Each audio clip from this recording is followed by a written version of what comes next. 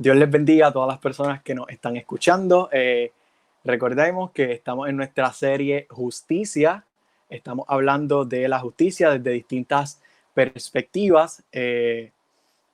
Vamos a comenzar hablando de justicia desde una perspectiva histórica. Sabemos que el tiempo en el que estamos viviendo es una coyuntura histórica impresionante en donde hay una serie de protestas, una serie de marchas, una serie...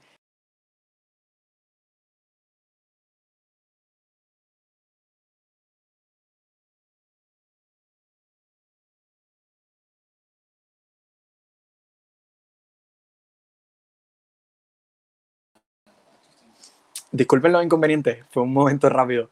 Vivimos en una coyuntura histórica en donde experimentamos marchas, protestas, hay un sinnúmero de comunidades y de personas que están levantando su voz en pro de determinados derechos que se han atacado y todo esto, y no deseamos desaprovechar esta oportunidad para esparcir el mensaje del Evangelio, sino tenemos el mensaje correcto, tenemos una respuesta a estos momentos de necesidad y a estos momentos de crisis, y es por eso que hemos separado esta plataforma que es The Target para dialogar estos temas con personas que conocen un poco más que tal vez nosotros. Hemos separado este espacio y esta plataforma que es The Target para dialogar estos temas a la luz de las escrituras, y vamos a estar hablando un poquito en la tarde y lo que queda un poco más posterior la noche acerca de justicia, una perspectiva histórica de todo este elemento racial y de sinnúmero de fenómenos que estamos viendo en nuestra sociedad. Para hacer esto, hemos invitado a una persona que ha colaborado con nosotros anteriormente. Es bien conocido de muchos de ustedes, de los que están viendo el live, y es el pastor Juan José Coto. El pastor Juan José Coto posee un bachillerato y una maestría en historia, ha sido profesor de diversos institutos, ha dado conferencias, clases, prédicas y sin número de cosas a lo largo de su trayectoria ministerial. Actualmente el profesor y pastor Juan José Coto se encuentra plantando una iglesia, la iglesia Comunión, en el pueblo de Caguas, y para nosotros es un privilegio que él se encuentre con nosotros en la tarde de hoy. Juan José. Gracias por la invitación y gracias por tomar de su tiempo y nada, pensar en mí y prestarme esta plataforma tal vez para que juntos hablemos o reflexionemos sobre un tema de tanta importancia, específicamente al momento en que la iglesia entonces se pone a reflexionar cuál debe ser nuestro lugar, cómo debemos reaccionar. Pues yo creo que la historia es una buena herramienta para brindarnos un poquito de sabiduría relacionado con eso. Eso así. Nada, vamos a comenzar rápidamente. Sabemos que hay varios temas en los cuales podemos dialogar acerca de todo este elemento de justicia. Como creyentes, se mezcla con un sinnúmero de cosas que podríamos mencionar, como es la política, como es la economía, un sinnúmero de cosas.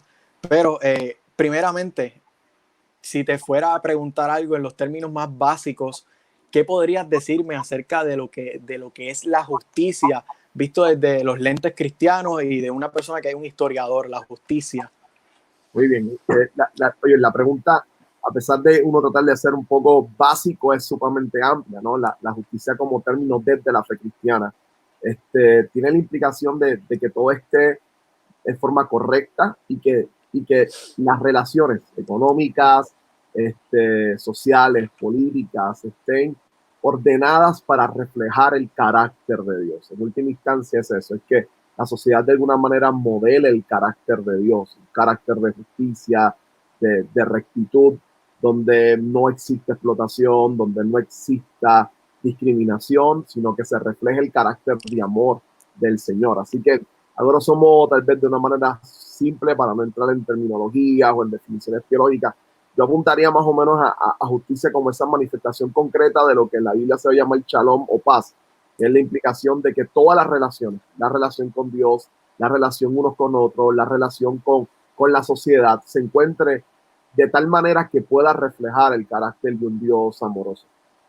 Sí, es peculiar el hecho de que estamos hablando del carácter de Dios, del carácter de un Dios amoroso, y de que las implicaciones de que no se lleve la marcha, esta carrera, esta vida de una forma justa, trae otras implicaciones, y cuando se levanta la voz de protesta, peculiarmente vemos que se manifiestan un sinnúmero de cosas que no diríamos que son las formas más pacíficas de protestar y alzar la voz por esto que es la justicia. Eso es lo que estamos viendo de alguna forma con estos fenómenos, diría yo, del año 2020 de George Floyd. Pero atacando un tanto la injusticia, hay un sinnúmero de formas de ver la injusticia en nuestra sociedad. Se habla de los géneros como tal, de chicos, chicas, pero hemos separado este espacio para hablar un poco de la injusticia y de todo esto que es racial, de la raza, del racismo y de todo este conjunto de cosas que incluyen la segregación y demás. ¿Cómo podemos atacar este tema de la justicia desde aspecto racial, sin perder de vista que somos cristianos, que peculiarmente atacamos las cosas de una forma distinta? Muy bien, yo creo que para eso es que sirve un poco la historia, ¿no? Yo creo que a la hora de mirar esto, vale la pena un poco mirar la reacción, pienso yo, de la iglesia en el pasado con relación a justicia y este aspecto tan fuerte sobre la discriminación racial. Yo creo que mirar a la historia nos sirve no solamente para mirar lecciones positivas, sino también lecciones negativas. Cuando el término o el concepto de justicia se trata, la reacción de la iglesia, yo quiero empezar por ahí, nunca ha sido, no siempre ha sido al unísono la mejor, ¿no?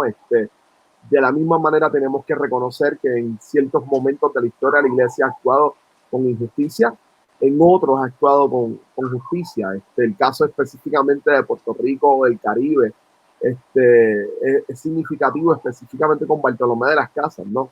Mientras los españoles llegan aquí y están masacrando indígenas, hay toda una concepción teológica de debates en Europa con relación a si consideramos teológica y antropológicamente a los habitantes de esas islas seres humanos completos que cargan la imagen de Dios.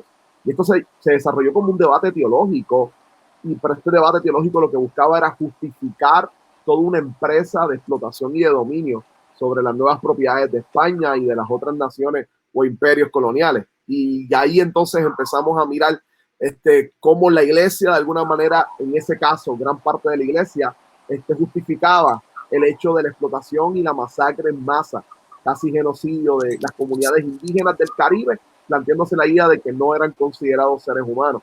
Como Bartolomé de las Casas empieza a cuestionar esa lógica y hacer una defensa tanto teológica como práctica de la humanidad de los indígenas y de lo pecaminoso que era lo que estaba sucediendo con ellos y que no reflejaba esencialmente los valores de la fe cristiana. Así que cuando nos acercamos un poco a esto es importante, porque muchos de los debates que hoy se corren en las redes sociales no son nuevos. Nosotros podemos verlos también en la manera en cómo la iglesia enfrentaba la segregación racial en los Estados Unidos, cómo más concretamente durante el siglo XX Estados Unidos enfrentaba este gran problema y cómo la iglesia entonces empezaba a dilucidar cómo reaccionar ante ellos. Así que por un lado tenemos personas que han mostrado presentar una concepción ética de justicia desde las escrituras, utilizando la palabra del Señor, el evangelio, la idea de la imagen de Dios como un mecanismo de defensa en contra de la injusticia, y a su vez también hemos visto construcciones teológicas de la iglesia para perpetuar el abuso por parte de un sector contra minorías raciales. Eso lo hemos sido testigos aquí en el continente, en Estados Unidos y sobre todo en el Caribe también. Sí, mencionaste unos puntos sumamente interesantes que también había leído un poco de esto, y el hecho de que en algún punto se comenzó a cuestionar la humanidad de estas minorías y de estas personas que están en posiciones desventajosas, y no necesariamente por culpa o por decisiones propias, porque sabemos que hay personas que han tomado decisiones que tristemente los han llevado a la ruina, pero este sector que muchas veces fue y continúa siendo criticado, continúa siendo aplastado y oprimido, no es por decisiones propias, incluso son las propias personas que los acusan de ser menos y de ser oprimidos y de que le cuestionan su humanidad, son los que han provocado que de cierto modo tengan esa percepción y se vean así. Y ante todo esto es interesante ver cómo contrasta, cómo choca este debate de son humanos, tienen alma, también era parte del debate, tienen alma, pero en la Constitución y en estos documentos que se desarrollan posteriormente se comienza a hablar de que todos somos creados de la misma forma, tenemos la misma dignidad y somos creados a imagen y semejanza de Dios. ¿Cómo choca esto de la imagen de Dios con cuestionar, no la imagen de Dios, cuestionar la propia humanidad? Mira, sí, cuando apuntas exactamente a eso y haces referencia a algunos de los documentos inclusive de Estados Unidos, la realidad es que en el momento en que se escribe hay todo un dominio de la comunidad de los blancos, de la supremacía blanca sobre eso, específicamente en Estados Unidos, cuando parte en su declaración de independencia, entendiendo que todo ser humano ha sido creado con unos valores, unos derechos inalienables, y estos valores o derechos en la búsqueda de la felicidad, y que entienden que eso es dado por el creador a sus criaturas. Quienes estaban escuchando, escribiendo eso, eran blancos, y la manera de ellos ver seres humanos eran blancos con propiedades, ni tan siquiera los blancos pobres, mucho menos las comunidades africanas o esclavos, los negros que tenían, ellos que veían más como propiedad que como seres humanos. Así que en la definición o la manera en cómo históricamente se ha ido planteando el concepto de humanidad o de ser humano, siempre ha estado bien atado a quién lo escribe, en qué momento lo escribe, y en muchas ocasiones estos documentos de principio, aunque después se han ido interpretando de forma diferente, pero de principio estaban enmarcados en simplemente mantener el control y el poder de un sector que lo tenía, que tenía el poder, pero mantener ese poder por medio de estos documentos. Así que de ellos se pudiera inclusive aprender actos de racismo y de desigualdad. Y en estos medios, medios que ellos utilizaban, que oprimían todos los recursos lingüísticos, sociales, culturales, la religión, la filosofía, el desarrollo del pensamiento de toda esta comunidad que está siendo oprimida, terminaban por expropiarlos de la propia personalidad y, como bien mencionaste, terminaban reduciéndolos a mercancía, que esto abre paso a todos estos temas de la esclavitud y todos estos temas que se desarrollan, pero particularmente hace unos minutos atrás mencionaste una época en particular que yo creo que fue una época importante en la historia de adquisición de derechos, de protesta y de un sinnúmero de personajes que hoy celebramos, pero en aquel momento no eran tan celebrados, no eran tan aplaudidos. Mencionaste el siglo XX. ¿Qué me podrías decir acerca de este tiempo histórico? Mira, Estados Unidos, principalmente un poco de background para entender algunas de las luchas que se dan en esta época, específicamente con la iglesia. El siglo XX, la primera mitad del siglo XX está enmarcada todavía por una concepción legal que se denominaron las leyes Jim Crow, que era el concepto de separados pero iguales. La idea era que se entendían que los afroamericanos eran ciudadanos, pero se separaban de todo tipo de acción pública de los ciudadanos blancos. Separaban las escuelas, separaban las iglesias, separaban las universidades, si es que la comunidad afroamericana llegaba. Ya habían algunas universidades en los años 60 particularmente afroamericanas. Separaban todo. Tú podías ir a un restaurante y el dueño del restaurante simplemente tenía un letrero que decía: aquí no se aceptan negros, literalmente. Podías ir a un edificio público y tenías, y esto no es mentira, hay fotos, tú tenías una fuente de tomar agua que tenía un letrero que decía blancos, y tenías otra fuente en horrible estado que decía negros. Y se enmarcaban en situaciones como esta. Las segregaciones eran impresionantes. Era ilegal estar entonces en un lugar donde mezclaba raza. Era ilegal en muchos momentos de la historia el que se casaran blancos con negros, que hubiera algún casamiento interracial, y era visto como una abominación. Y en muchos sectores cristianos inclusive se defendía como una abominación, era visto como algo que no estaba bien. Así que tú tenías toda esta situación en Estados Unidos, donde tenías a la comunidad afroamericana que a menos de 40 años había logrado pasar el proceso de la guerra civil, y que los habían liberado de todas las plantaciones de esclavos, pero el trato, los linchamientos en el sur eran sumamente fuertes. Literalmente mataban grandes cantidades de poblaciones afroamericanas, sin ningún sentido, simplemente en muchas ocasiones por simplemente su color de piel. Y el siglo XX inicia interesantemente con un suceso que a veces la gente desconoce. Uno de los momentos donde se violentan las leyes de segregación racial. uno de los lugares donde más se va a violentar las leyes de segregación racial va a ser en una pequeña iglesia en la calle Azusa, en California. Y es lo que se conoce hoy en día como el avivamiento que va a surgir o que va a crear o que van a hacer lo que conocemos hoy como el pentecostalismo. A muchas de las iglesias pentecostales se le olvida que el padre del movimiento pentecostal es un hijo de antiguos esclavos. William Seymour, sus abuelos habían nacido en plantaciones de recolectar algodón en el sur. Era un afroamericano el que comienza y le da forma y se conoce, luego de Church Parham, se conoce esencialmente como el padre del movimiento pentecostal. Y es interesante porque en esta iglesia, en esta pequeña iglesita, este establo convertido en iglesia, dicen los narradores, y hay algunas fuentes específicamente de periodistas de la época, que ellos se sorprendían porque decían, mira, esta iglesia violenta todas las normas de la sociedad. Allí están cantando negros, blancos e hispanos o latinos juntos, están adorando a Dios juntos, eso no se debe hacer. Y el que se para a predicar en una caja de cebolla como púlpito es un pastor negro.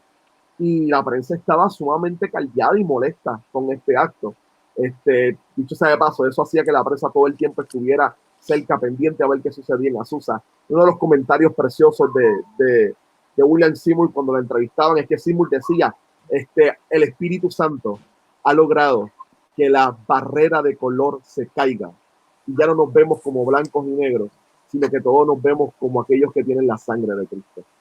Y esa idea de cómo el Espíritu Santo, esa convicción pneumatológica de que el Espíritu Santo rompe las barreras raciales y se convierte de alguna manera en el que protesta en contra del orden racial, en el primero o en aquel que inicia una protesta en contra del racismo y que proclama derechos civiles. O sea, el acto del Espíritu Santo de llenar y de congregar en un mismo lugar a blancos, a negros y latinos, es el Espíritu recordando de que las barreras raciales no deben tener participación en la iglesia y que el racismo es un pecado que el Señor no tolera y que combate. Y ahí entonces con Azusa comienza un movimiento inmenso. Inclusive es la influencia de William Seymour, y esto para mí es crucial, es la influencia de William Seymour, el que va a hacer que todo un movimiento de iglesias de santidad, su pastor principal, llegar hasta Azusa y ver lo que estaba sucediendo. Charles Manson se llamaba. Él llegar a Azusa y encontrarse en Azusa con William Seymour, hablar, ver los cultos, observar lo que está sucediendo, regresa nuevamente a su iglesia bautista y empieza a cambiarla. Y un montón de iglesias de santidad afroamericanas se empiezan a unir a él y inician lo que se conoce como Church of God in Christ, que en aquel momento se convierte en la denominación, una de las primeras denominaciones pentecostales en Estados Unidos. Esta es la primera denominación pentecostal y es mayoritariamente afroamericana. Luego algunas iglesias de santidad blancas empiezan a unirse también a ella, y ya para eso, para 1914 se da lamentablemente esa unión que Seymour veía y que Seymour creía y que se daba en Azusa empieza a ser rota, así que el concepto de segregación racial termina dominando en ese momento. Y en 1914, en una asamblea, un sector de pastores blancos que no se sentían representados, que estaban molestos, que entendían que tenían que darle unas credenciales diferentes a los pastores blancos que a los pastores negros, que ellos debían tener su propio grupo porque no querían ser dirigidos por pastores afroamericanos. Decide entonces, como uno quiere someterse al liderazgo de pastores afroamericanos, se separa de Church of God in Christ y fundan Assembly of God o Asamblea de Dios. Y entonces todo el grupo de líderes entonces de Assembly of God o de Asamblea de Dios empieza a ser blanco. Y esta historia se conoce porque una de las grandes dificultades que va a tener Juan L. Lugo en Puerto Rico, por ejemplo, es que Assembly of God no le permitía, no quería hacer un distrito hispano. Él luchaba y le decía, mira, aquí las iglesias están creciendo, vamos a hacer un distrito hispano. Ellos no querían hacer un distrito hispano, y esa es una de las razones por las cuales eventualmente, en medio de luchas y de otras situaciones, pues Asamblea de Dios pierde la oportunidad, y entonces Juan L. Lugo decide nombrar Iglesia de Dios, lo que eventualmente sería Iglesia de Dios Pentecostal en él. Así que surge todo Olazabala, el otro líder mexicano de gran influencia en América Latina, de Asambleas de Dios, también sentía lo mismo. Así que ellos en sus biografías hablaban de cómo se sentían discriminados de alguna manera racialmente y cómo se les imposibilitaba esto. Así que esa primera división que se da entre el pentecostalismo, Asambleas de Dios, es porque quieren salir de Church of God in Christ, que es la primera denominación afroamericana. Y esto es importante porque para los 60 van a ser las iglesias pentecostales afroamericanas del sur las que mayor respaldo le van a dar a una persona llamada Martin Luther King en todo el movimiento de derechos civiles. La gente habla de Martin Luther King y vamos a hablar de Martin Luther King ahora, pero la ayuda, ya hay varios libros que se han escrito bastante recientes sobre esto, hay una serie de artículos que está específicamente aquellos que están comenzando a historizar o hacer historia del rol pentecostal dentro de la sociedad civil y sobre sus reclamos de justicia social.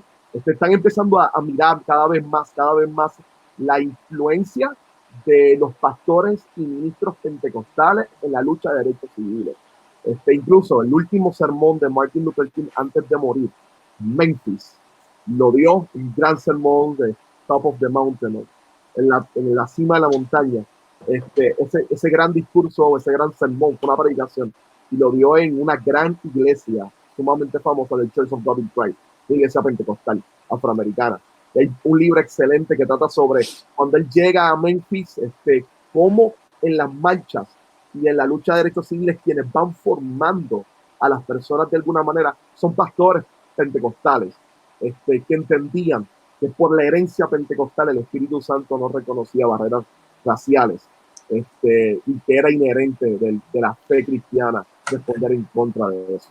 Respecto a unos puntos que hablaste antes de adentrarnos en la figura de Martin Luther King y todo lo que surge a partir de las protestas, de sus prédicas, de su vida, de su ejemplo, de su forma peculiar de protestar, de otras figuras que también estaban envueltas pero que creían más en el uso de la violencia y todo esto, mencionaste en un momento dado el hecho de que el propio Espíritu Santo era como si estuviese protestando y que se encargaba de derribar estas barreras, y la única cosa en la que puedo pensar rápidamente, el hecho, y valga la redundancia, de Hechos capítulo 2, en donde se aplica esto de no hay esclavo ni libre, simplemente el espíritu que está transformando a este nuevo cuerpo que está creciendo a pesar de las diversidades y de las barreras que ellos establecieron, pero que a él no le importa, por así decirlo. Exacto. Totalmente de acuerdo con eso. También mencionaste, y esto es una pregunta que me confronta, porque tal vez nosotros miramos hacia atrás y decimos, ¿cómo es posible que en 50, 60 años atrás estuvieran estas luchas, que todavía se ven rasgos de estas luchas, pero eran mucho más grandes en aquel momento y mucho más relevantes, porque era el todo de toda esta comunidad? Y nosotros miramos hacia atrás y decimos, wow, ¿cómo es posible que la iglesia no tomara postura de cierto modo y dijera y señalara eso como pecado, no importando qué personas que llamemos iglesia estuviera señalándolo? Y a nosotros nos confronta eso y me asusta un poco que dentro de 50, 60 años alguien mire a nuestra generación y diga, mira, ellos no señalaron esto como pecado.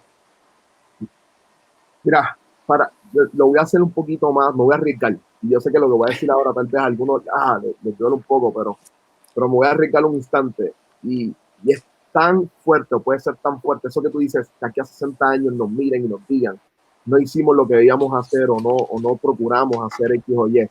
Es el caso ahora mismo, un debate interesante en aquellos que tratan de hacer biografías más recientemente de líderes cristianos. Hay algunos que están tratando de mirar la figura de Billy Graham. Billy Graham es sureño. Y el tope maybe de su ministerio empieza a desarrollarse en los 50, 60. Él asistió e hizo campañas evangelísticas donde colocaban cuerdas para colocar en una esquina a los negros y en otra a los blancos. Algunos, y es uno de los grandes debates con los biógrafos de Billy Graham, por ejemplo, tenía aquí marcado por si acaso teníamos la oportunidad de hablar de eso, hay uno de sus biógrafos, Michael Lunny, que dice, él dice, no había mayor líder evangélico protestante en los Estados Unidos que tratara de sabotear el movimiento de derechos civiles como Billy Graham.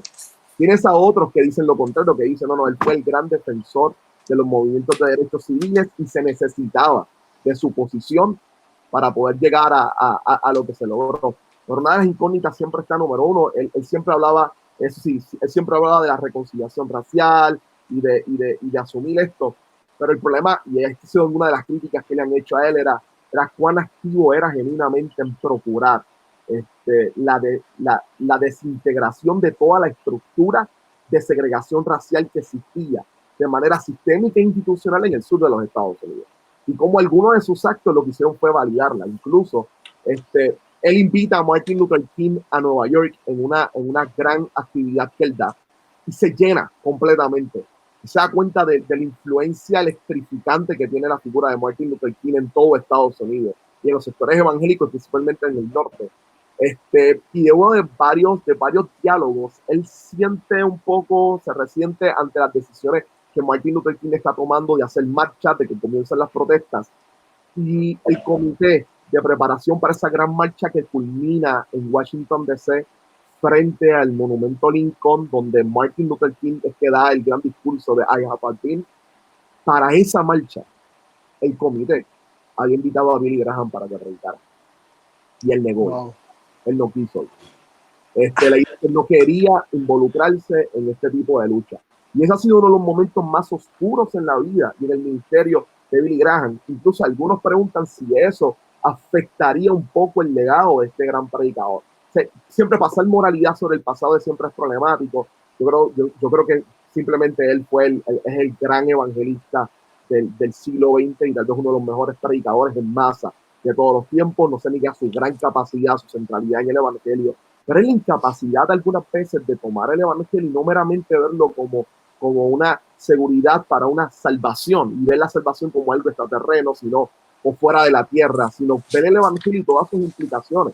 Pues verlo y observar el evangelio y todas las implicaciones que tiene para todo en la vida.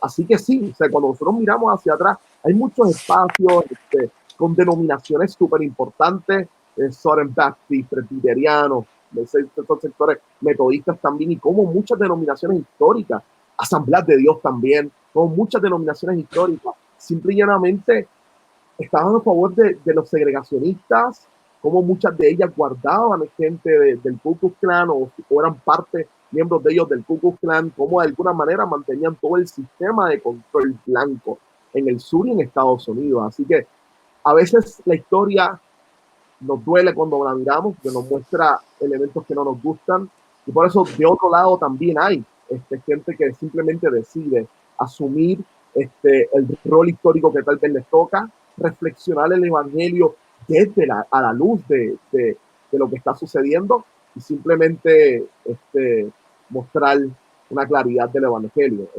Por la otra lado tenías pastores y teólogos blancos que salían a marchar con Martin Luther King, violentando sus propias denominaciones, pastores blancos que invitaban a Martin Luther King para que sus iglesias blancas se unieran al movimiento, ¿no? Así que ese es el sabor de la iglesia, no es tan no es completo, sino que tienes gente que se inclina a un lado y gente que se inclina a otro. Yo creo principalmente que la iglesia no es neutral, siempre tiende a moverse a alguno de los dos lados. La pregunta ahora, específicamente en medio de este movimiento de derechos civiles, por más complicado que sea el análisis, es en cuál de los dos lados yo me pongo y cuál es mi posición a la hora de relacionarme al caso. Yo simplemente espero que nuestro lado siempre sea en favor de la justicia y de la misericordia y de la compasión con aquellos que están siendo violentados o afectados. Sí, y es cuestionable hasta cierto punto el hecho de que se habla del primer gran despertar, del segundo gran despertar, de estos movimientos que llamaríamos avivamiento y que se estudia como tal, y que en la actualidad también se habla y se especula y dice, mira, esto será el antecedente, este momento de crisis, este momento de encierro, será el antecedente, será el anticipo de un nuevo gran despertar. Pero si de ser así y sucediese, ¿qué se hablará de qué se dejó escapar? ¿Qué detalle se pasó? ¿Qué postura no tomamos ante este fenómeno que podría desembocar en un avivamiento y nosotros tal vez no tomamos postura respecto a algo. También pienso un poco, y yo sé que en lo que voy a mencionar y la persona que voy a mencionar es de promotores de la teología de la liberación, que también se podría dialogar un poco de eso, pero Leonardo Boff decía que la doctrina cristiana es una fuerza buena de un compromiso con la justicia y hasta cierto punto podríamos mirarnos frente a un espejo, no lo digo como que a otras personas, sino a nosotros mismos y decir hasta qué punto estamos comprometidos con la justicia, al de sufrir, al de marchar, al de no hacerlo por no involucrarse o mancharse. ¿Qué podríamos decir respecto a esto? Sí, definitivo. Mira, y la cosa a veces se complica viniendo eso a lo que decía yo ahorita, y qué bueno, toca los elementos de la teología de liberación, me voy a mover como que con cuidado, porque nosotros vivimos una sociedad súper polarizada y la gente usualmente tiende a criticar cosas que a veces ni conoce. Y pues rápido, si hubieras dicho Leonardo Boff, la gente no conocía y no tenía problema con tu quote. Cuando hiciste la expresión de teólogo de liberación, pues ya la gente no quiere escucharlo.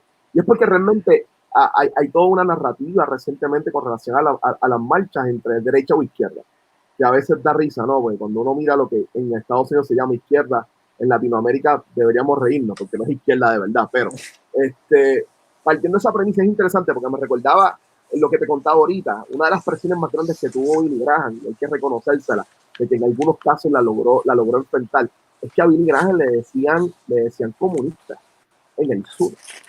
Sí, que suene loco, le decían comunista simplemente porque en 2 o 3 grandes campañas que él dio quitó la soga de segregación y permitió que se juntaran las dos razas. Y ya por eso era considerado comunista. Así que esta narrativa de que está a favor de elementos de injusticia se tilde de comunismo no es nueva. Es una narrativa nueva, es más, es una narrativa bien antigua en la manera en cómo el control blanco en las estructuras blancas de Estados Unidos decide leer e imponerle a la lucha de derechos civiles. Le pasa lo mismo con Martin Luther King. Cuando uno mira la figura de Martin Luther King, hay toda una serie de individuos que intenta conectarlo con ciertos partidos comunistas, simplemente porque sienten que de esa forma logran deslegitimar o no darle sentido o valor a sus acciones y sus luchas. Así que yo creo definitivamente que por un lado hay que tener cuidado con esa narrativa siempre que la gente lo escuche. Yo creo que inclusive teólogos como Leonardo Boff, como Gutiérrez, como otros que pudieran responder a la teología de liberación en América Latina, es una teología bien particular en un contexto también de injusticia más socioeconómico, también racial con las comunidades nativas o indigenistas en América Latina, y que responde a un abuso real. Yo invito a todo aquel que quiera que simplemente analice los procesos de casi genocidio que se daban en países como El Salvador, en países como en Argentina, que desaparecían gente, las dictaduras en América Latina desaparecían personas en masa para simplemente expropiar sus tierras. Así que era un asunto serio, donde tú decías como pastor o párroco con una comunidad, ¿qué yo hago? Yo simplemente defiendo a mi gente o dejo que los maten a todos y los desaparezcan. En el caso, yo creo que sus convicciones con relación a la iglesia, la gente no debería descartarlas, sino reflexionarlas, porque yo creo que responden no solamente a ellos, sino a una tradición mucho más extensa de reflexión de la teología cristiana.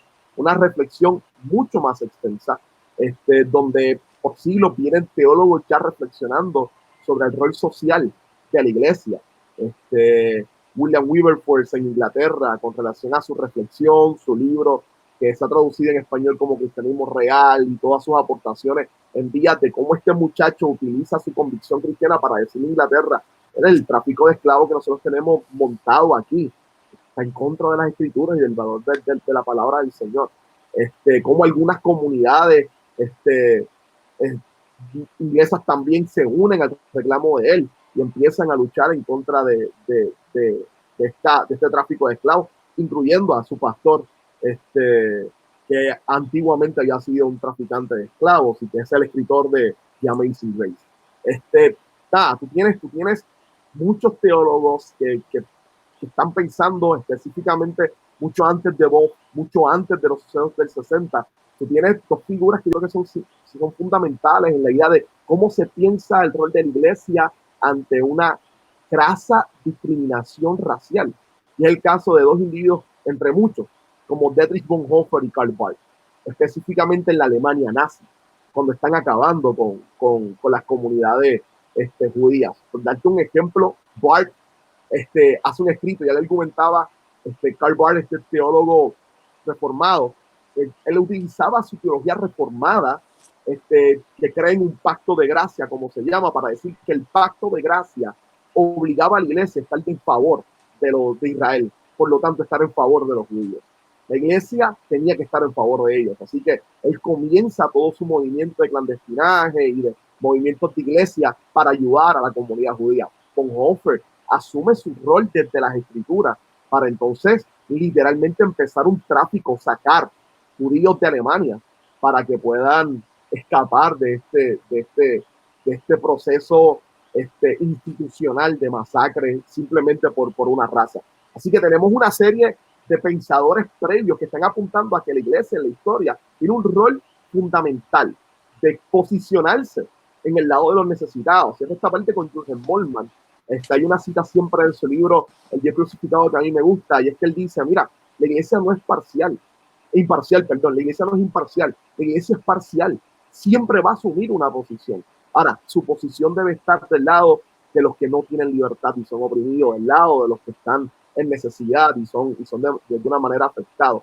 No es no es por meras posiciones políticas, no es, yo creo que es porque el evangelio nos invita a tener misericordia del que está siendo afectado, porque hay un principio primario: cuando tú no respetas a otro por su etnicidad, por su raza, tú estás violentando el hecho de que es criatura de Dios, hecho imagen de Dios, y por eso tiene valor.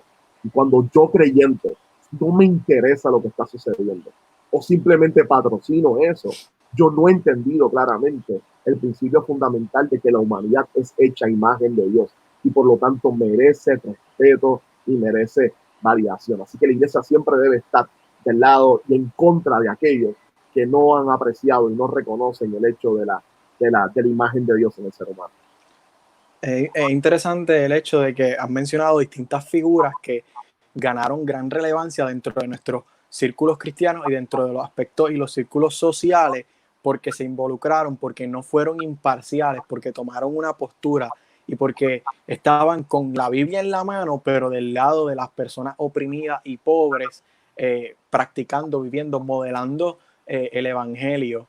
Y a medida que avanzamos, es un poco, diría yo, más complicado identificar figuras en el avance de la historia que tuvieron esa misma relevancia en los problemas sociales. Es un poquito más complicado de identificar, porque luego de Martin Luther King tú comienzas como que ¿dónde está? Espérate, ¿dónde se escondió? No sé, se generalizó, no había una voz cantante, y podríamos preguntarnos el rol de la iglesia luego de estos años en donde se adquirieron muchos derechos y parece que la lucha se había calmado. ¿Dónde está el rol de la iglesia en la actualidad y en esos años? ¿Qué hizo? ¿A dónde fue? ¿Dónde fue la voz de la iglesia? Muy bien, súper buena tu pregunta. Mira, primero déjame tomar unos minutos solamente para poder perfilar algunas cosas de la vida de Martin Luther King, porque yo creo que eso es famoso, y de ahí entonces mirarlo a él, para mirar entonces qué sucedió con la iglesia eventualmente después de la lucha de los derechos civiles. La figura de Martin Luther King a mí a veces me sorprende mucho, a la gente le encanta poner quotes de él, y sobre todo en estos tiempos, pues es interesante que pongan quotes de él de alguna manera para posicionarse en contra de algún tipo de manifestación que puede ser entendido. No es que estemos validando ciertas acciones violentas en las marchas, pero de repente la gente usa quotes de Martin Luther King constantemente sigue siendo interesante. Si tú analizas, recientemente creo que fue la hija de él públicamente pidió que por favor dejaran de hacer eso, de estar poniendo quotes de él. Digo, mira, dejen de estar poniendo fotos e imágenes con mensajes de mi papá en las redes. Mi papá era la persona más odiada en Estados Unidos en aquel momento, una persona más odiada. Y si estuviese hoy aquí, ustedes lo odiarían a él. Sí, para mí estaba súper interesante porque la realidad es que Martin Luther King de saque no era una persona que la gente quisiera, aunque era súper carismático. Su intencionalidad, hay un artículo reciente que invito a la gente a leer, bueno, escribió Mission of Alliance, lo hizo para el cumpleaños de él. Hay un artículo que hizo Mission of Alliance sobre la vida de Martin Luther King, lo tituló Martin Luther King no era pacifista. es interesante, porque ellos argumentan, ellos dicen, él era no violence, su visión era no violencia, pero él provocaba. Su táctica esencialmente era de provocación. Yo le invito a todo el que quiera, hay una película excelente que mira esto, que es Selma, la película Selma, que es sobre la marcha en la ciudad de Selma, para que vean un poco la táctica de Martin Luther King. O sea, él verdad, él no producía violencia, estamos de acuerdo. Él preparaba a su gente para que hicieran actos que violentaran el estatus de los guardias, porque él sabía que si algunas se salían, si lo golpeaban, si sucedía algo, esto la prensa lo iba a grabar y de alguna manera iba a tener alguna repercusión a nivel nacional. Así que él tenía unas tácticas bien interesantes, pero obviamente plantadas en el evangelio, y ahí es que vamos. Martin Luther King es pastor, está consciente de no hacer daño a otros por su convicción esencialmente cristiana y por influencias que haya tenido. La base primariamente es su base de Jesús sobre el amor al otro. Él logra mirar esto después junto con otras lecturas que hace y mirar esto cómo puede ser una herramienta de transformación política y social. Y se logra lanzar. Y de nuevo, tiene un éxito significativo con el acto del amor y de la no violencia y el amor como un elemento que rompía todo tipo de barreras. Así que diferenciaba en la metodología, pero creía firmemente en que la gente saliera a manifestar la indignación de manera correcta en contra de lo que él entendía que era una injusticia a su gente, que era el linchamiento y el abuso con las comunidades afroamericanas en el sur. Una vez Martin Luther King muere lamentablemente y sale de la escena de los derechos civiles, hay muchos pastores que continúan ese movimiento. En los años 60, lamentablemente, tal vez, y voy a hacer una generalización bien básica, así que me disculpan si hay un compañero historiador de la iglesia que esté escuchando, pero hay una serie de generalizaciones, esto puede ser bien general, pero hay una serie de cambios en algunos tipos de pensamiento, y es que en Estados Unidos surge en algunos sectores lo que se llama el social gospel, y se convierte esto entre el evangelio social. Y entonces el evangelio social rompe todas las categorías de lo que es el evangelio de la escritura y proyecta que lo único que importa en el evangelio de alguna manera en la acción social es que se empieza a leer así. Y hay un sector totalmente conservador que reacciona negativamente a eso y va en contra de eso. Y de alguna manera ve eso como algo perjudicial, como algo que no es evangelio. Y lamentablemente en ese caso se afianzó luego de los 60, cuando en Estados Unidos históricamente se amplía más lo que se llama la Guerra Fría. Estados Unidos entra en una guerra con Rusia, que era la nación que tenía como proyecto político el comunismo. Y de alguna manera se empieza a hacer fuerte esta dicotomía de sociedad de capitalismo y comunismo. Y entonces se empieza a proyectar eso en muchas propuestas teológicas. Toda teología que hablara sobre justicia, sobre rectitud, se tildaba de comunista, perdón, y entonces se tildaba como movimientos negativos que trataban de afectar la libertad y los libres derechos de Estados Unidos. Y pues la realidad es que no, muchas de las reflexiones de liberación y de justicia social no necesariamente evocaban hacia esto. Muchos de los teóricos de justicia social provienen de filas conservadoras, y eso es lo que los conservadores, nosotros también, teológicamente hablando, tenemos que afirmar constantemente, ¿no?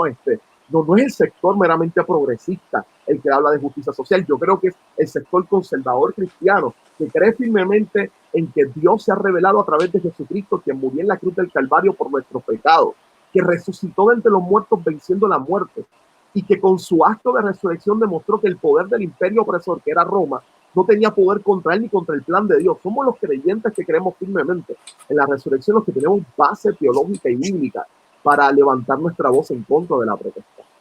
De alguna manera se silenció, y entonces por mucho tiempo Estados Unidos creyó a nivel cultural que el asunto de la segregación se había pasado y que estábamos en una era de progreso racial. Las comunidades afroamericanas han luchado por esto siempre, y ya saben que no. Simplemente lo que pasa ahora es que se ha visibilizado las profundas grietas que existen en los Estados Unidos, en su sistema, y cómo el racismo institucional o sistémico, como se llama, está permanente en los Estados Unidos, y cómo continúan estos actos de injusticia. Yo creo que ante eso, la respuesta de la iglesia sigue siendo el levantar su voz en contra de la injusticia, siendo testigos del amor del evangelio y del amor en justicia del evangelio del Señor. Y esto, escuchen bien, no significa que quien haga eso tenga una agenda política de izquierda. Quien hace eso ha entendido los valores del reino de Dios. Uno de los mejores quote que yo he visto, compartí esta semana en las redes, es este quote donde dice, si tú sabes que tu ídolo es la política, cuando tú miras lo de George Floyd y lo identificas como derecha contra izquierda. Si tú eres cristiano, tú miras lo de George Floyd contra una lucha entre el reino de Dios y el reino de las tinieblas. Es una guerra entre luz y tinieblas. Lo que sucedió allí es una manifestación horrible de pecado. Pecado personal, pecado estructural en nuestra sociedad, como pecado de injusticia, pecado institucional inclusive, con instituciones que procuran esconder esto. Así que el reclamo del Evangelio es la denuncia de esos sistemas de pecado y acordarles que el Evangelio promete reconciliación y restauración de las estructuras, de las relaciones sociales, de las estructuras y de los sistemas de nuestra sociedad. Y eso se hace definitivamente a través de vivir el Evangelio como comunidades que procuran decirle que no al racismo. Creo que es interesante que estás mencionando esto de estructura, institución, porque hace unos minutos atrás estuviste mencionando cómo estos pensamientos abrigaban y saturaban distintas esferas de nuestra sociedad, como puede ser la educación, como impactó a nosotros directamente la iglesia, como impactó todo esto. Entonces, el racismo estructural tiene tres ejes que pude estar leyendo, investigando, maybe tiene más, maybe tiene menos, pero uno de los ejes que mencionaba que el racismo estructural tiene es el eje académico, en donde se construyó conocimiento en ciencia, en educación, en pedagogía, alrededor de la aceptación de este pensamiento racista. Y llega a mi mente dos preguntas. ¿Es posible que en estos años donde prevalecía el racismo y era aceptable en distintos ámbitos se haya construido conocimiento, pensamiento, filosofía que todavía prevalezca dentro de la iglesia o dentro de las instituciones educativas que abrigue el racismo y eso sea en gran parte la raíz del problema? ¿Es posible que se haya construido ese conocimiento y que aún prevalezca? Mira, yo creo que si algunos pensadores en el siglo XX nos han ayudado con relación a esto, pienso en Gramsci, pienso en Fanon inclusive, algunos de los que han mirado la influencia de cómo el mensaje de la cultura y la educación tiene unas repercusiones profundas en la sociedad. Y te voy a dar tal vez algunos ejemplos donde pudiéramos ver eso, pienso yo, ¿no? La exclusión de la historia afroamericana en los propios textos de historia de Estados Unidos. Yo creo que ya eso tiene un gran marco. O sea, cuando tú quitas o tú borras o tú minimizas de la historia, del estudio de la historia, y lo digo ahora en mi campo, desde el estudio de la historia, minimizas a toda esta población, pues tú definitivamente logras levantar toda una sociedad o estudiantes que pertenecen a esa comunidad que se sienten menores, que se sienten que no son nada, que no son significativos. No logras empoderarlos como deberías hacerlo para que puedan, de alguna manera, poder luchar frente a estas estructuras que se dan. Así que sí, yo creo que inclusive en espacios teológicos ni tan siquiera tenemos que mirar. Yo creo que hay muchos, lamentablemente, muchos de los reclamos que se han hecho en algunos sectores hoy en día, específicamente en teología, muestra esto, donde de alguna manera es incapaz de poder ver esto como un mal, como un pecado, y de nuevo, y de tildarlo simplemente como acciones. El que opina a favor de que el racismo es real, es patente y no está bien y hay que denunciarlo, se puede tildar fácilmente de liberal o progresista, visto de manera peyorativa, claro está. Se puede colocar de simplemente una persona no aceptable. Así que yo creo que en muchas concepciones filosóficas, en la manera pedagógica de enseñar historia, en la manera en cómo inclusive teología se enseña, en la manera en que tú no diversificas de alguna forma los centros educativos para que hayan profesores afroamericanos, para que hayan teólogos afroamericanos, para que tengan esas instituciones, estas minorías de alguna manera y se puedan escuchar sus voces en el diálogo teológico en los Estados Unidos, pues estás perpetuando ciertos elementos de racismo. Así que yo creo que la educación es punto importantísimo y sí, yo creo que se da en Estados Unidos y en Puerto Rico también, con los elementos de cultura. Sí, el hecho de que en historia, en las escuelas públicas haya una electiva para grado 12 que se llame Historia Afrocaribeña. Sí, es fuerte, porque es como que, mira, te vamos a la historia toda tu vida Y si el profesor quiere, te va a enseñar el legado Queda esa. de los afrocaribeños en nuestra historia. Por eso va a ser una clase aparte y si tu profesor quiere. La gran mayoría no lo hace, no utilizan los recursos, de seguro algunos de los que están mirando nunca la cogieron. Yo la di en una ocasión, siendo maestro, pero es literalmente eso, mano. O sea, no te enseñan y tú no sabes. Tú coges la historia de Puerto Rico y piensas que todos son blancos, españoles, los que han crecido aquí. El único afrocaribeño fuerte, lo tildaron de ser terrorista y era el Bisu, y tal vez el más que te enseñan, o tal vez Barbosa, y de ahí en fuera se acabó. Y es triste, el legado de la comunidad afrocaribeña en Puerto Rico es inmenso, es inmenso. Y no solamente en música, es inmenso. Y es una muestra de cómo ciertas visiones de estructura de educación propician entonces la inmovilidad de poder reflexionar sobre los asuntos raciales. Eso sería en cuanto a el racismo estructural. Entonces, en esto del racismo institucional que se puede ver bien marcado en todo lo que es en los trabajos, los empleos, las propias entrevistas de trabajo, como la autopercepción, cómo el sistema ha abrazado esto y se convierte en algo no de una persona aislada o de un grupo que se reúne y tiene esta forma de pensamiento, sino en la institución y cómo si de alguna forma la iglesia, tal vez sin darse cuenta, ha practicado este racismo institucional. Sí, mira, si nosotros lo vemos hoy en día, cuando nosotros miramos el Senado de Estados Unidos, que vemos son 3 afroamericanos, no hay representatividad. Cuando de alguna manera observamos la gran cantidad, las plantillas de profesores en las universidades, no hay representatividad. Cuando miramos de alguna manera lo mismo en el mundo de los negocios, no hay representatividad. Así que de alguna manera, eso a veces, lamentablemente, la iglesia como una institución empieza en muchos sectores a copiar esto.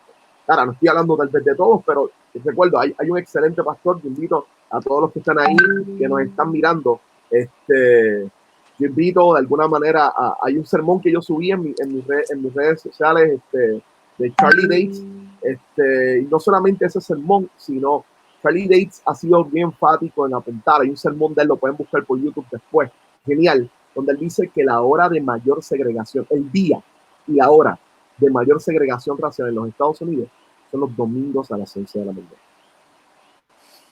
donde todavía el sol de hoy, las iglesias en Estados Unidos siguen dividiéndose entre iglesias blancas e iglesias negras.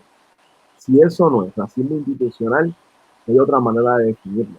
Literalmente se siguen congregando en sectores donde no se mezclan, donde no hay genuinamente una iglesia que muestre la multiculturalidad o la multirracial de la iglesia en los Estados Unidos. Así que se siguen segmentando constantemente. Igual, no podemos nosotros ver aquí de nuevo, haciendo el trozo a Puerto Rico, para aquellos que piensan que aquí no hay, es el hecho de que cuánta gente afrocaribeña hay en el Senado y en la Cámara de Representantes. ¿Cuánta gente afrocaribeña hay en las posiciones principales de los partidos políticos en Puerto Rico, los primeros partidos políticos de Puerto Rico? Vamos, ni en el PNP, ni en el Partido Popular, ni en el Partido Independentista tampoco. Ni en el Partido Independentista tampoco. ¿Cuánta cantidad de alcaldes afrocaribeños hay en Puerto Rico? ¿Cuántos profesores afrocaribeños hay en Puerto Rico? Así que, de alguna manera, nosotros también a nivel institucional, y no hablemos de líderes conciliares o denominacionales, que sean afrocaribeños. ¿Cuántos presidentes de concilios en Puerto Rico han sido afrocaribeños? Si tenemos entonces de repente, de la noche a la mañana, y nos damos cuenta que tenemos instituciones que siguen duplicando, reflejando el mismo control. Yo recuerdo dos expresiones, para parar ahora, dos expresiones viejas allá en Puerto Rico. La primera fue el caso de este senador que decía que había que adoptar muchachos negros, decía él, porque eran buenos atletas. Es una muestra de cómo nuestras instituciones se expresan racialmente. El otro es el caso definitivamente de Loíza. Si Loíza no es una muestra de un racismo institucional, donde hay una segregación económica, una marginación económica como prácticamente ningún municipio en la isla, es una muestra de que definitivamente sí, vivimos en una especie de segregación institucional, que no son todas las instituciones, no son todos los lugares definitivos, hay lugares donde están. Yo hablaba con un pastor amigo mío que me decía, mira, en mi ciudad están haciendo cambios, están haciendo cambios fuertes sobre eso. Y gloria a Dios, hay espacios donde sí hay cambios fuertes. Esto tampoco es como que en todos los lugares. Pero definitivamente a nivel tal vez global, a nivel más general, en Estados Unidos y en Puerto Rico, pues tenemos que con tristeza decir que sí, que sigue habiendo un racismo institucional. Racismo institucional, racismo estructural y todo esto. Una de las preguntas que sé que fue sumamente interesante, por lo menos para mí, de ver que enviaron a través de la cuenta de Instagram. Sabemos que se avisó ayer que podían enviar sus preguntas a través de la cuenta de Instagram de The Target, target.egp. El hecho de cómo podemos percibir los gritos de justicia de personas no creyentes, aunque sus gritos o lo que ellos dirían sea sumamente similar a nosotros, cómo la iglesia debe percibir y cómo debe manejar este hecho de los líderes de movimientos pro derechos, antirracismo y todo esto, que no necesariamente comparten tu fe, pero que nosotros sí compartimos el hecho de que debemos luchar y de que debemos alzar nuestra voz. ¿Cómo esta interacción entre la iglesia y personas no creyentes que estamos luchando por un mismo fin, pero tal vez haya una discrepancia en los medios? Muy bien, definitivo. Mira, aquí voy a ser un poco, no tan objetivo, bastante subjetivo, porque voy a hablar de mi base, de mi propia experiencia. Mi bachillerato, como tú dijiste en historia, es de la Universidad de Puerto Rico, Río Piedra.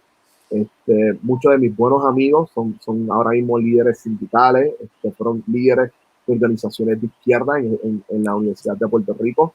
Han sido compañeros míos en el tiempo que he estado dando clases en el Departamento de Educación, antes de estar ahora en la pastoral. Y tuve muy buenos diálogos con ellos. El sueldo y son personas que ellos mismos lo dicen, ¿no? Cuando dialogamos estos asuntos, ellos, gracias a Dios y por su gracia, respetan mi voz, no me escuchan. Y recuerdo recientemente un buen amigo puso un post en Facebook que era una especie de crítica a ciertos sectores de la iglesia respondiendo.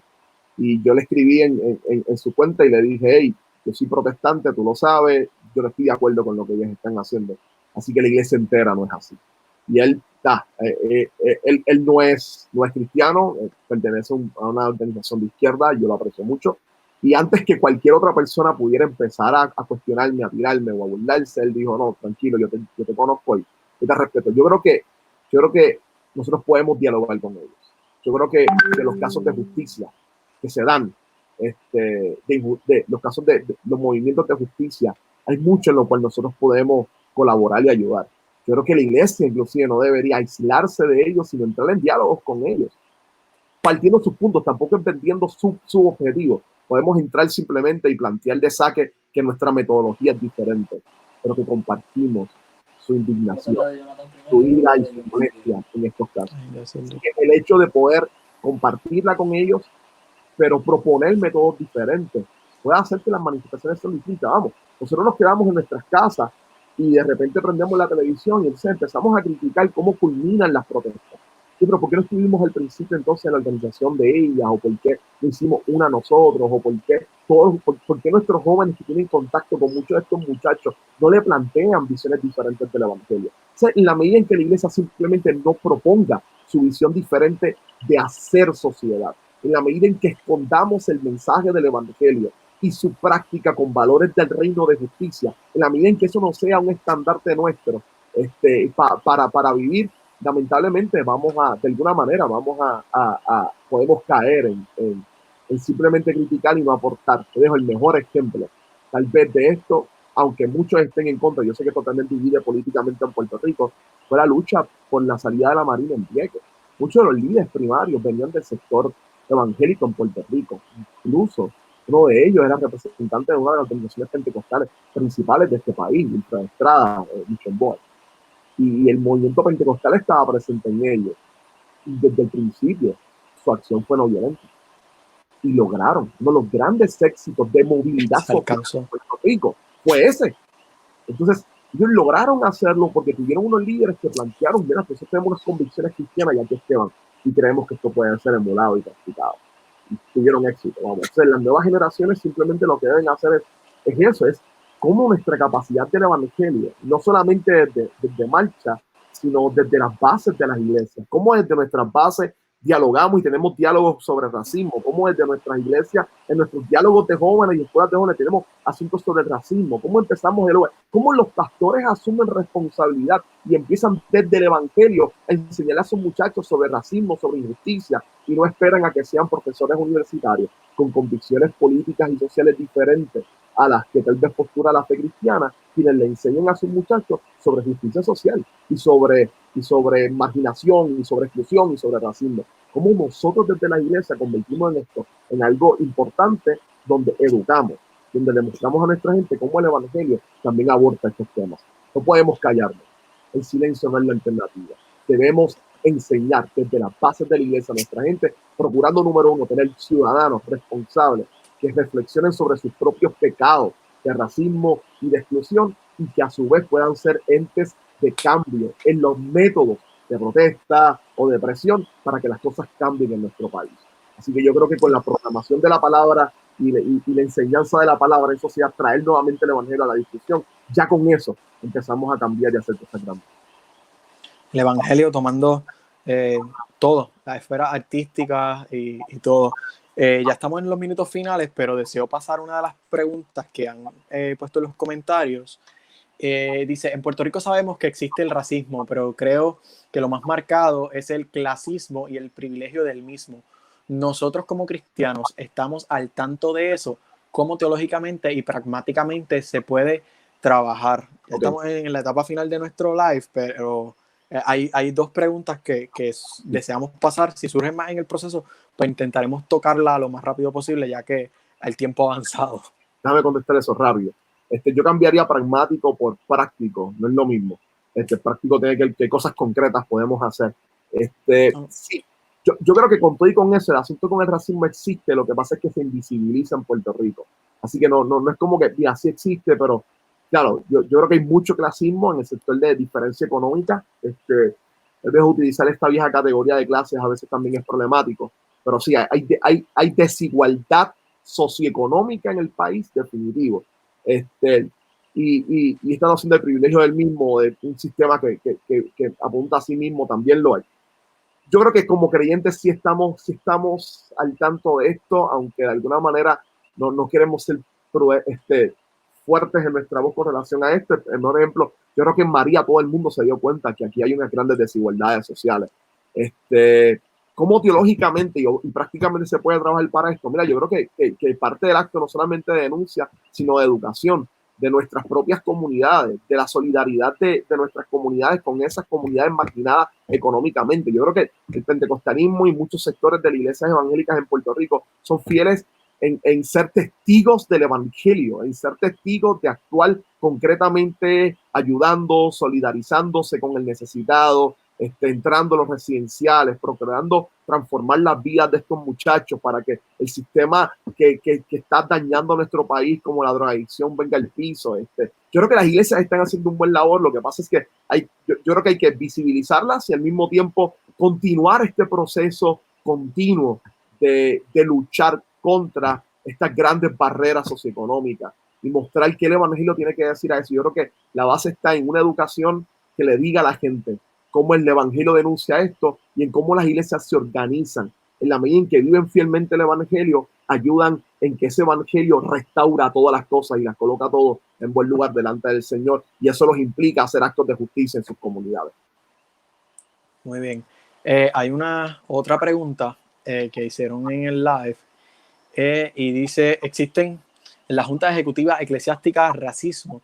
¿Será posible la idea de un dominicano, venezolano, etcétera, ser parte de nuestros líderes ejecutivos? Me refiero a cualquier denominación. La pregunta es genial. Bueno, no sé, yo no soy parte de ninguna junta eclesiástica así ejecutiva de denominaciones.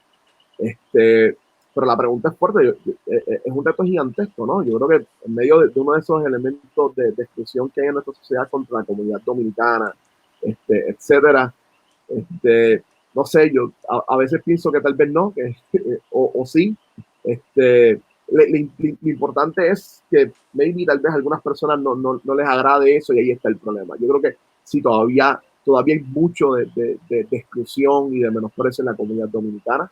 Este, yo puedo dar fe y testimonio de eso. Mi esposa es de República Dominicana, y nada, cuentos gigantescos tengo yo de experiencias horribles que ha tenido ella que pasar en Puerto Rico y en iglesias sobre todo.